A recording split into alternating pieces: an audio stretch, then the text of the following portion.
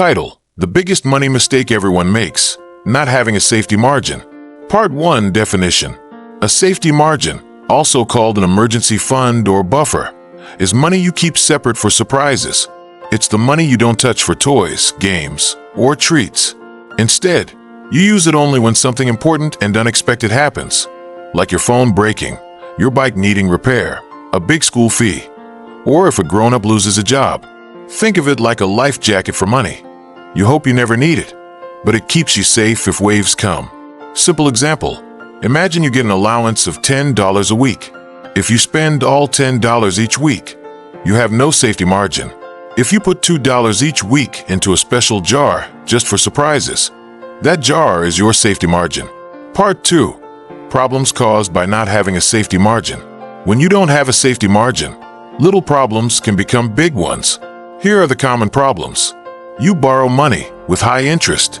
Example: borrowing on a credit card means you pay extra money later. That makes the problem bigger. You sell long-term savings or investments at the worst time. Example: if your parents have stocks and the market drops, they might sell to get cash and lose money. You feel stressed and worried a lot.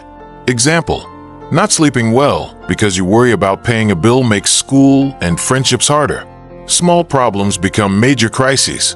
Example: a small car repair might turn into missing work, losing money, and then bigger trouble. You miss chances and fall behind.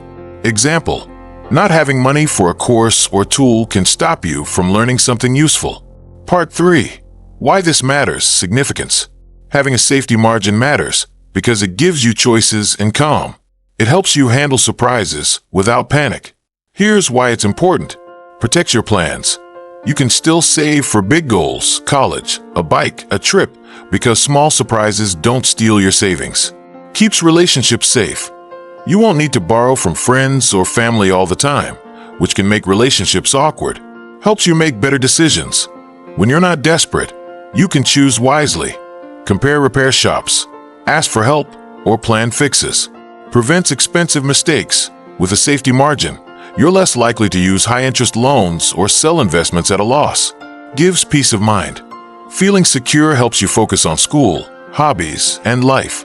Kid example: if you saved emergency money, you could fix a broken tablet without asking your parents for help or missing a school assignment.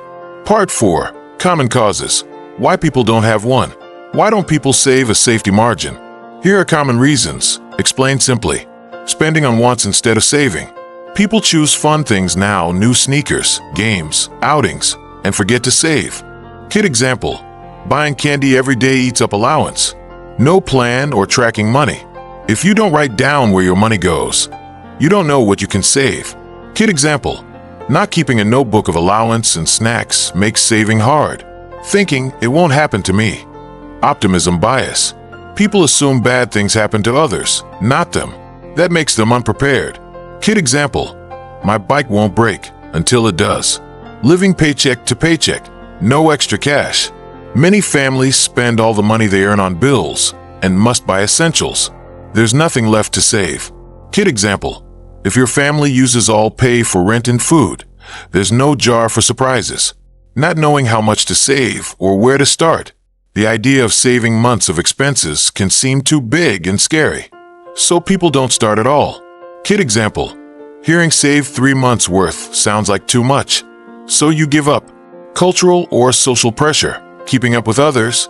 People buy things to match friends or neighbors, which reduces ability to save. Kid example: buying a popular toy because everyone else has it, even if you can't afford saving.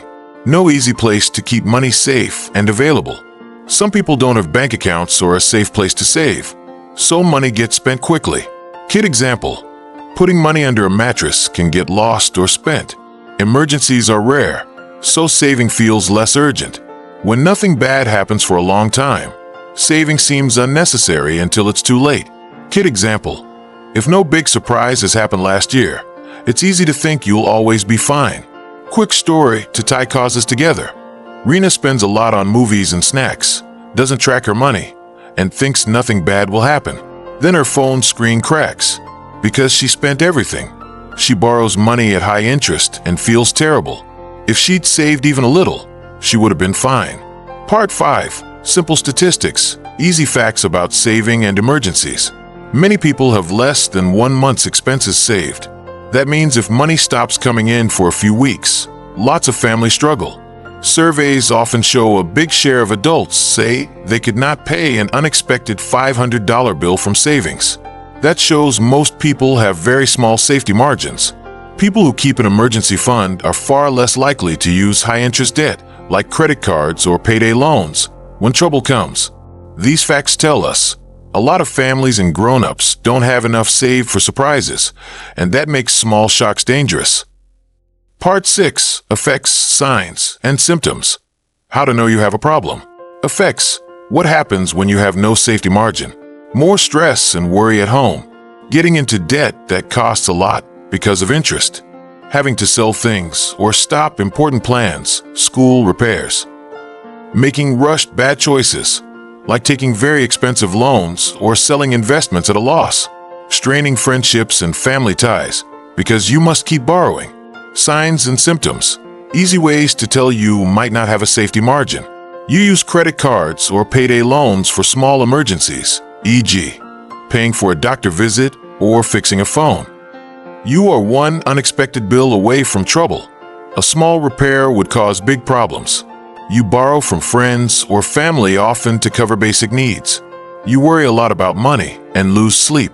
You sell things you wanted to keep because you need cash fast. If you see these signs, it means your safety margin is too small or missing. Part 7. Step-by-step solutions. How to build and keep a safety margin, a clear model. Overview. Build your safety margin in small, steady steps. Think of it like growing a tree. Plant a seed, water it regularly, protect it, and it grows over time. Step 1. Know your basics, count your monthly needs. Write down the money you need each month for important things. Rent or house payment, food, bills, school fees, medicines, and transport. Add a little extra for small surprises. This gives you a target number for 1 month. Step 2. Set a simple goal, start small. First goal. Save enough to cover 1 month of needs. Next goal. Reach 3 months. Later, aim for 3 to 6 months if you can. Kid example. If your family needs $600 a month, first aim for $600. Then $1,800. Step 3. Make saving automatic, easy, and honest. Save a tiny amount each week or each paycheck. Even $5 or $10 adds up. If possible, set up automatic transfers to a savings account so you don't forget. Kid trick. Put a fixed part of your allowance into a special jar or account before spending. Step 4. Cut small costs. Find money without big sacrifice. Look for small things to spend less on. 1 fewer snack a week, fewer ride shares, or 1 less streaming subscription. Put that money into your fund. Swap 1 dine out for a homemade meal once a week and save the difference. Step 5. Use the right place to keep money, safe but accessible. Put your safety margin in a separate savings account, not your everyday checking or spending account. Choose a place that is safe, bank, but allows quick access for emergencies. Avoid hiding cash where you might spend it accidentally. Step 6. Protect a fund, only for true emergencies. Decide what counts as an emergency, urgent repairs, medical bills, sudden job loss. Don't use the fund for wants, vacations, non-urgent gadgets. If you must use it, plan to refill it quickly. Step 7. Refill and grow, keep rebuilding. If you use the fund, start saving again right away. Treat rebuilding like a new goal. When your money grows, keep part for emergencies and consider investing extra funds for longer-term goals. Step 8. Add backups. Make the safety net stronger. Get insurance where possible, health, renters, home, car. So big costs don't eat the fund. Build skills and networks. Learning new skills can help you get another job faster. Good relationships can help with short-term support. Keep important documents and a list of emergency contacts and local resources. Step 9. Review and adjust, check regularly. Every 3 to 6 months, check your target and savings. If your monthly needs increase, raise your goal. Celebrate progress. Small wins keep you motivated. Simple example plan for a family. Monthly needs equals $1,500. Step 1 goal, $1,500. Save $125 each month for 12 months. Step 2 goal, for $1,500. Save $375 each month for 12 months. Use small cuts. Skip one $10 outing each week equals $40 per month, and add $85 from other small savings to reach $125 per month.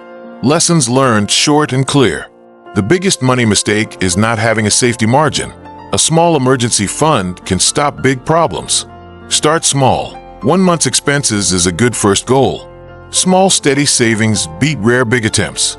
Use your fund only for real emergencies. Keep it separate and rebuild after use. Combine your fund with smart choices. Insurance, budgeting, and helpful skills make you safer. Saving gives you calm, control, and better choices, and protects your future plans. Final encouragement, you can do this. Saving a safety margin might seem hard at first, but tiny steps add up.